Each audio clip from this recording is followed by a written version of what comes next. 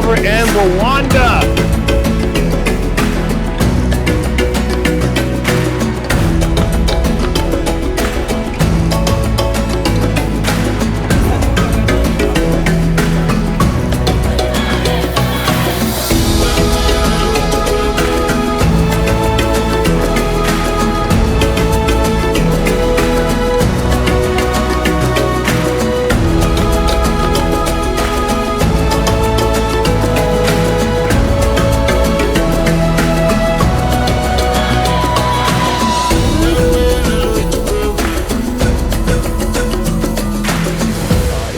Starting to bloom again, but we just got a huge harvest from this mango tree.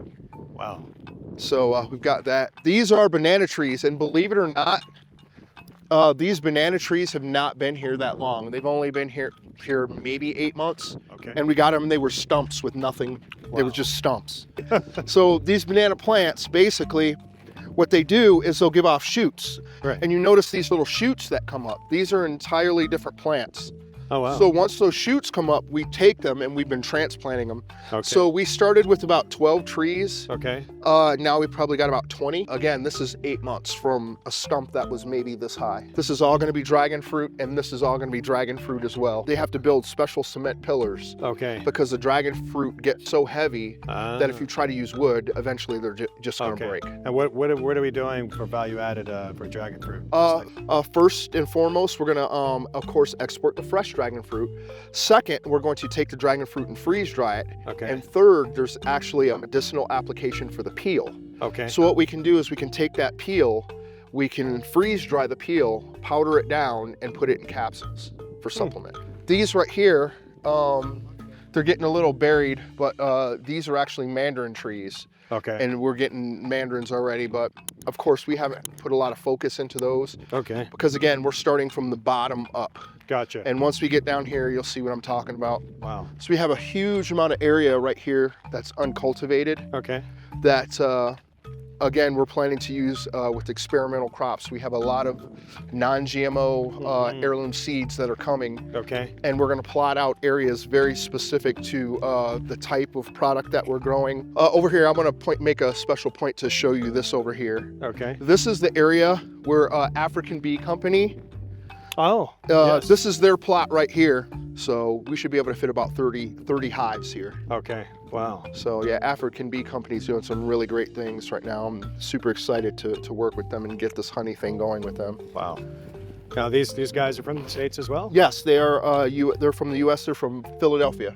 Oh, they're from Philly? They're from Philly, yes. African Bee Company, guys. We're going to be talking about it. Yes, yes. Wow.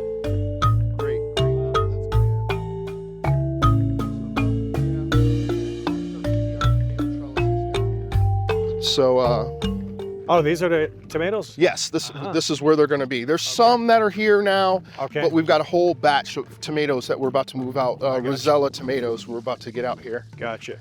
We had to kind of do this because we're experiencing some erosion from the land right here. Okay. And we're eventually going to get all this terraced out.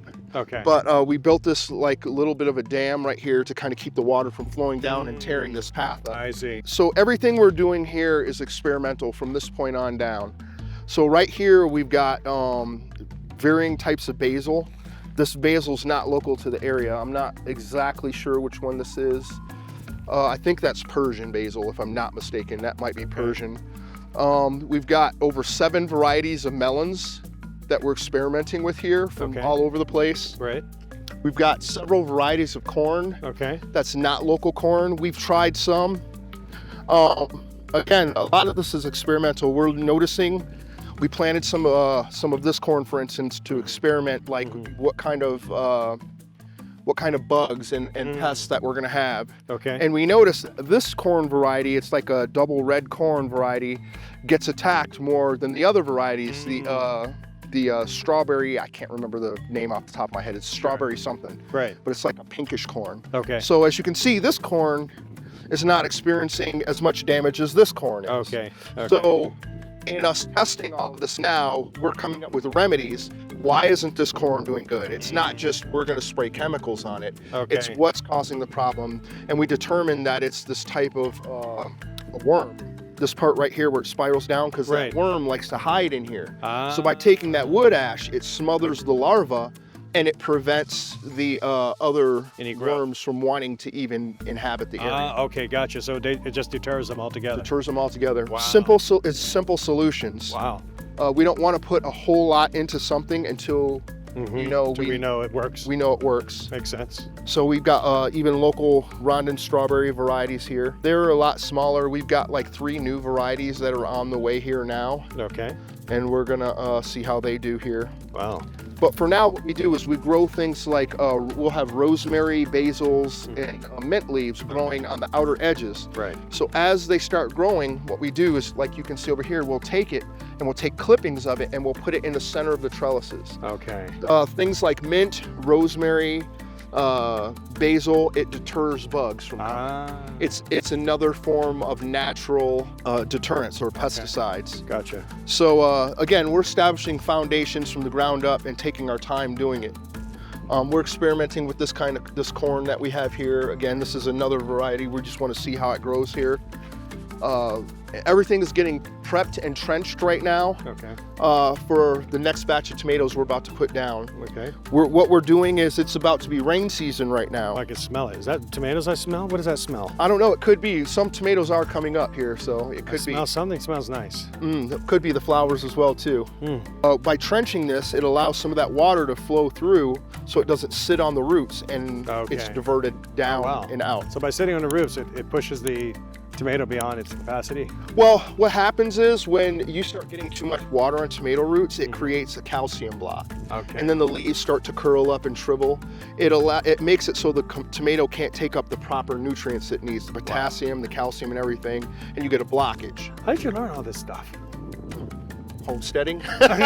Wow. Lots of reading, studying, and trial and working through, well, why did my tomatoes do this? What happened? Okay. And then doing the research and figuring out natural ways to kind of, mitigate some of the damage that's happening. So Wow. it's a lot of trial and error. Wow. Market, like, we'll go to get a supply and they won't have it, and it takes weeks or months to actually get that supply. So in order for us to make new pesticide right now, we're waiting on the black soap. First, we were waiting on one of the other things we needed, which took a month for them to get it. Then we're like, okay, fine, great, we're ready. So we go to get that, and then the black soap's missing now. Where are you buying the black soap? Organic, there's an organic shop in town, Amy Organic. Okay. We source, yeah, she makes it. Oh, Jamaica. Okay. Yeah. I got you. So again, everything we source is local and organic. That's part of what makes this good. so great. So all of all this in this whole project here, how many jobs are created through doing things like this? On my farm in particular, probably about 8. Because jobs, okay. for right now, because we're only working at maybe 1/8 of the capacity of this farm. Okay. And I'm spending a lot of time working with my guys and training them, and we're kind of going through this learning process together. Okay. We're very big at creating manuals Okay. for what we do. So this season, like last season, we went through a whole ordeal with the tomatoes. I told you we had some staff issues. They weren't caring properly. Right. They got to see the downside of what happens when tomatoes aren't properly cared for. Right. So this year, we're gonna make use of this as an entire lesson, and I created an entire manual of every single seed that we have here, how to care for it. And that's why I'm happy to only have a small amount of people here, because it makes it easier for training. And then once these guys are trained and we start expanding upward, And your equipment comes in. that part. Yes. Yes. We have guys that are already trained, and then they can train the new guys that are coming. Okay. Based on the market size currently that you're looking at with the off-takers, what, oh wow, he's pulled it out of the ground. Carrots. Carrots. Specialty carrots. Wow. Yeah, purple dragon carrots. These are specialty. These are specialty carrots. These are purple dragon. I pulled it out a little prematurely. It's a little small now, but I just wanted you to get an idea of some of the cool things we're growing for culinary use. This isn't, again, your typical orange carrot on the outside, at least, but on the inside. Oh wow. So yeah, it's very good. I almost wish I wouldn't have wasted that. I'm like, no, eat Yes, you can. Oh, that's so good. So speaking of your process, you built your manuals, you've learned, you've corrected, and then you go to a full-out process. It sounds like after that, now that you have the data, Yeah. you know which direction to go. Exactly. Right? In terms of capacity, in terms of market, you know, we talked about hotels and all these things. How are you able to keep up with the demand? The demand. This is where partnerships come in. We talked about that. That's right. Yeah, Okay. this is where developing partnerships come in. Right now, I'm working with another Canadian expat. She's currently back in country. Okay. She's got 3 hectares of land that we're actually focusing on just growing tomatoes. Okay. We're building infrastructure, and we'll stop by on the way out and check that out. Right. And we're working with another local who's also got a farm up in the northern province. So it's a lot of Full working circle. together and building rapport and relationships, Okay. both locally and abroad. How many partnerships have you built so far in terms of farms? Oh, wow. We have my farm manager who actually manages this. He's on another partner's farm, and they focus on avocado and mango. He's got over 250 avocado trees and 150, 200 mango trees. Okay. So he's managing his farm as well. So he's there now today. Okay. There is my farm manager's own farm where he has over 5,000 chickens. Huh. And he does broilers and eggs. Okay. And they're not local chickens, they're Dutch chickens. Okay. So they're imported. So yeah, he's got his chicken farm, and of course we're working with the African Bee Company as well. Okay. And eventually we're gonna start producing freeze-dried honey for them. Okay. Which they're gonna be the only ones on the market, and they're gonna corner the market on that. Wow. So. It's amazing. But yeah, I can tell they just put a lot of compost down because there's a lot of flies. The compost came? Yeah. We got about 100 bags of compost on the way as well. So yeah, these are passion fruit. Oh, these things are all over it. Oh, that's what it is. Yeah, this passion fruit. And so yeah, you can see they're not quite ready yet, but the passion fruit does very well out here. Very well. Yeah, again, those little bugs are just from the compost. So that doesn't kill anything? No, it's not going to kill anything. You know, passion fruit is, from my understanding, is very easy as long as you have a trellising system like this. It's really the trellising for passion fruit. It's very prolific. It'll grow very easily here, especially in this region. Passion fruit is very easy to grow. So we have to talk to Evan to find out why. Yeah. Because if Shay's saying that it's easy, Yeah. then I want to know what happened. Yeah, It's like, growth-wise, it's Is it a region issue or? again, I'm not sure with the whole market in passion fruit. I don't have a Okay. whole lot of knowledge into Okay. That's what that area. Alice is saying, is that it's not a prioritized fruit anymore. Yeah. Well, I can understand probably why it's not prioritized, because again, now you've got a lot of expats that are coming here with ideas and again trying to bring diversity here. I mean, I gotcha. this kind of goes with that.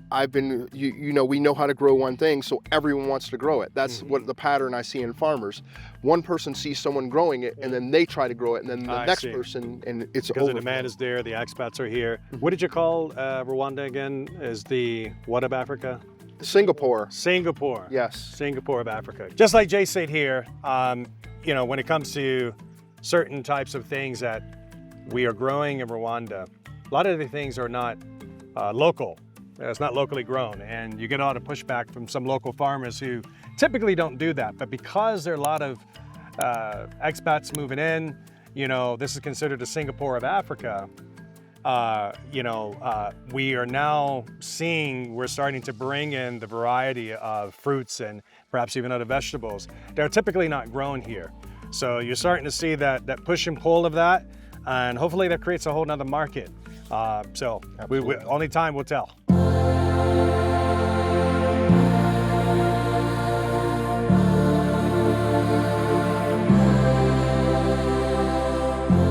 Jesse here with iAfriKey. We are at Green Ark Farms in Rwanda. I cannot tell you, this feels like paradise, but stay tuned. Stay tuned, there is more, just stay tuned, and I'll show you more soon. All right? All right, I'll see you later. We have a book. Okay. So we've got rows, and the farm managers have a book. We've got 2 managers here. Each one Okay. has a book, and we have everything labeled what's what and where. So this area, I see the tomatoes. Okay, got it. Yep. There's some right here growing too. I see, yep. So what we're looking at is getting some more or some kind of mulch to go down in here, because what happens is, like, you can tell, like, there's a little bit of issue with this plant right here. This isn't major, but you can see the spotting on this plant right here. Most likely what this comes from is when they're watering, the splashing up of the compost. Yeah, see, that's one thing we learned from the first season of growing, which tomatoes were at most affected by the direct sunlight. That's why on this farm, we're focusing primarily on the rosellas and the other smaller cherry tomatoes. The larger heirlooms are subject to direct sunlight and cracking, because I also want people, when they come here, to feel like it's natural and organic. So just to give you a little bit of insight as to what we plan to do here, we plan on making all this like a wood dock, like a boardwalk, stairs down here. This area right here, we're gonna build a deck. And that deck is gonna go all the way out over the water, about 50 feet over the water. So we can do the chef's tables there. People can sit there and eat. This area right here is gonna be a smoothie bar. And we're gonna have like a little tiki style smoothie bar here. Oh my God. So you can actually pick all the bananas and everything from up top. Enjoy fresh fruit. We've got all sorts of fruit trees. Wow. And fruit and vegetables, avocado, everything to throw in there. You're gonna be able to make whatever you want. You act like a pro, like you've done this before. Oh, I do a lot of hiking. Okay. Outstanding. So yeah, down here, we're gonna build a whole dock area. And this is another thing that's gonna make our property very unique. Guys, take it slow. What we're gonna do is we're gonna build a dry aging cave. Okay. Like I said, my manager has chickens on his farm. Okay. We have a place reserved that we're going to import some rare chickens. We have everything set up as far as the brokers and all that. My contact that I have and a broker here, so we're going to import these chickens that I was raising in the U.S. We're going to build a dry aging cave, and we're going to start dry aging our chicken here. We're going to import lava rock from the northern province. So we're going to have a cave here, papyrus buckets filled with cloth and water for the proper humidity. Papyrus buckets with lava rock. Okay. Yeah. To keep this is very detailed. I mean, wow. That's what happens when you put an army guy right. in an agriculture. You make my head hurt thinking about these things. Wow. Yeah. So we're going to import the lava rock, create a cave. And then we're going to take these chickens and we're going to dry age them. There's a special yogurt coating that you put over them, and you leave them here for several days, and they develop this mold that comes over, and it makes the flavor of the chicken like a deeper chicken flavor. So after that process, the value added part, they're already highly valued at that point, but then the value added part comes when we freeze dry them. Wow. Freeze dried chickens? 30-year shelf life. 25, 30-year shelf life. Freeze dried everything. I mean, my mom jokes, and she's like, "You'd freeze dry me if you could." It's on my mind. I wasn't going to say it. I'm like, might be a new mummification process. I don't know. If you could fit. So that's one of the things we're going to do here. Eventually, we'd like to purchase these plots next to us, so we can own this whole waterfront. Because we'd like to have, if we end up purchasing this plot right here, we'd like to get a little kayak stand here. So then we could have people kayaking and fishing. The great thing about this lake, which separates it from the other lakes in Africa, is there's no alligators or crocodiles or hippos here. That we know of? That we know of. I mean, according to the locals, and I trust the locals. If all right. If they're saying it, I feel good about it. The stories out if that was not the case. Yeah. And your friend, like the locals already like you and everything, right? As far as I know. Okay, all right. As far as I know. So there's nothing in there. You have to be careful, like, oh, the camping is over here. This is like camp. This is where right. Camp. Yeah, for sure. Wow. So yeah, from what I understand, there's none of that to worry about on this lake, which Okay. makes this lake that much better. Very clean, it looks like. You know Yeah. Roger Lakeside Farm? No, I'm not sure. It's a couple turnoffs before you. Okay. Wow. He's British, and he does aquaculture. He's got like The a fish. farm. Yeah, Chusa took me by there. Yeah. I do know who you're talking about. British guy? guy, Yeah. Mm-hmm. So he's got a couple cages in the lake. Okay. And that would really pull everything together. Yeah. Fish, because I'm sure you could freeze dry some fish too. Right? Absolutely. Absolutely. Wow. Yeah. Mhm. So it's like so much potential when you got like the right location. Exactly. This is amazing. Yeah, that's the biggest issue we're facing, and that's one of the reasons why we haven't expanded up yet, Okay. is because we've got the issue of we have to be able to, one, afford a pump to pump this water up to the tank. I at least got one tank. I purchased one tank. So we got to pump the water from this lake up to the tank, and then we need drip irrigation. Yeah. Okay. So we could irrigate everything and make it, Makes sense. yeah. Makes sense. What about rainwater harvesting?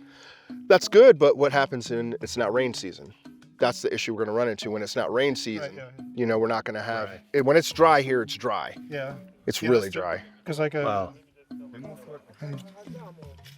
But like because I remember making a calculation because the farm I was dealing with was like over in Rolima, Okay. and it was like, yeah, you have to figure out the rainfall expectation Yeah. and plan accordingly, but it's just to augment, like not to. It's Exactly. Not to increase your number of Your seasons, bottom line, right? Yeah. but it's good to have. So the combination we planned on using, like, is not just those tanks. Like, a pump would solve a lot, Yeah. because one, what we would do is we'd pump and build dam sheds, like the little water. Exactly. Mm-hmm. Yeah, halfway up, and then like yeah, you two. gotta set the dams. Yeah. Okay. So then that makes it easier on these guys who have to walk down here and manually carry all this Oh, water wow. up there, Wow. because that's how they're doing it right now. Oh my gosh. Yeah, I Really? know. That's why I haven't expanded up. I don't want to put more work on them. Okay. Okay. So Wow. I figure it's best Wow. to utilize That's the a lot. area. I know.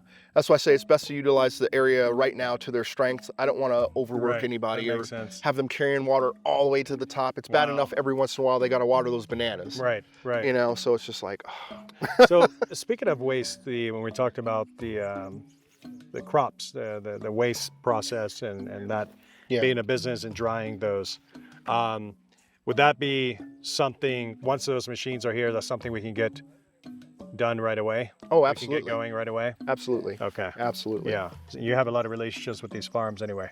Yes. Yeah.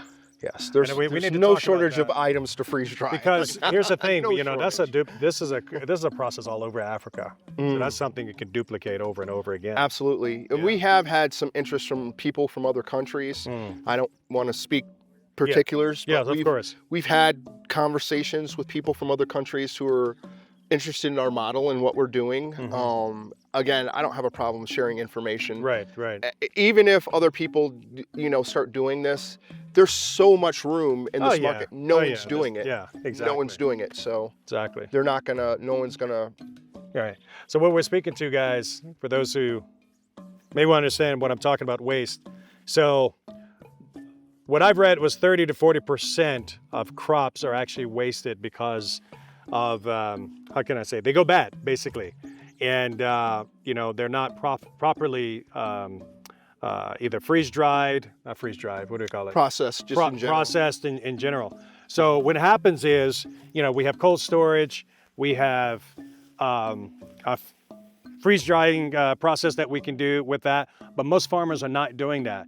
Now, Jay was telling me, actually my numbers are off, is more about 47%, I think you told me, right? 47, yeah. 47%.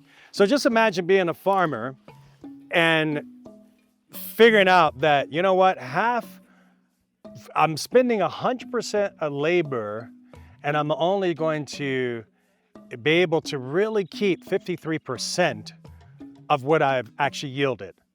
That's a bad business plan anywhere, but that's the reality. So what do we do with the waste? What do we do? There's a process that we can actually follow, which is we can dry them, freeze dry them. Cold storage is actually here we have another process outside of cold storage that you can do naturally after you freeze dry it. And so there's a 30-day window basically before these items actually go bad. We freeze dry that crop. We can then take that to market, do so many other things. These are value-added things that we can do throughout Africa, right? It's not just Rwanda. This is happening all over. We've already been in Ghana. We've been in Nigeria. We're now here in Rwanda. I can bet you, next place we're going to is Ethiopia. They're having the same issues. So these are opportunities everywhere. But with iAfriKey, these are the things that we're focused on. How do we add value to help create not only a good investment for diasporans who are investing into Africa, but our brothers and sisters here, how do we create jobs and stability and add to their GDP here?